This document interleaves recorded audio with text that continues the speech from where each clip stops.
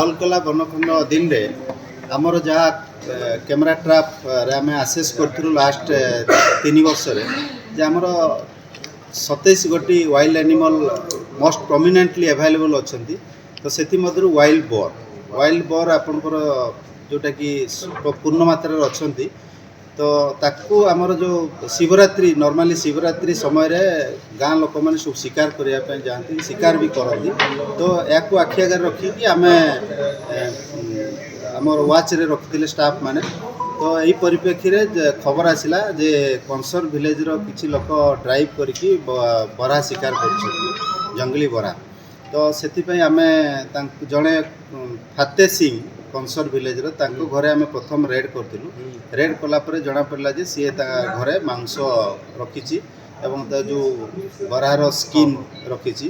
ତ ତାକୁ ଆଧାର କରିକି ଆମେ ପ୍ରଥମ ତାକୁ ଆମ ହେଫାଜତକୁ ଆଣିଥିଲୁ ଏବଂ ଫର୍ଦର ଇଣ୍ଟରୋଗେସନ୍ କଲା ପରେ ଆଉ 4 ଜଣଙ୍କୁ ମଧ୍ୟ ଆମେ ହେଫାଜତକୁ ଆଣିଲୁ।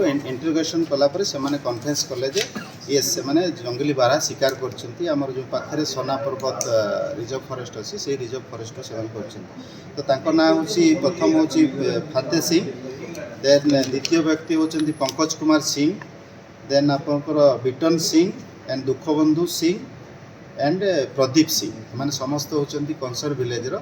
ତ ତାଙ୍କ ପାଖରୁ ମଧ୍ୟ ଆମେ ଇକ୍ୱିପମେଣ୍ଟ ସବୁ ଯେଉଁ ଶିକାର ପାଇଁ ଟ୍ରାପ୍ ବସାଇଥିଲେ ସେଇଟା ମଧ୍ୟ ସିଜ୍ କରିଛୁ। ଦେନ୍ କଟିଂ ଇକ୍ୱିପମେଣ୍ଟ ସେଇଟା ସିଜ୍ କରୁଛୁ ଏବଂ ଯେଉଁ କଣ୍ଟେନରରେ ସେମାନେ ମାଂସ ରଖିଥିଲେ ତାକୁ ମଧ୍ୟ ଆମେ ସିଜ୍ କରୁଛୁ।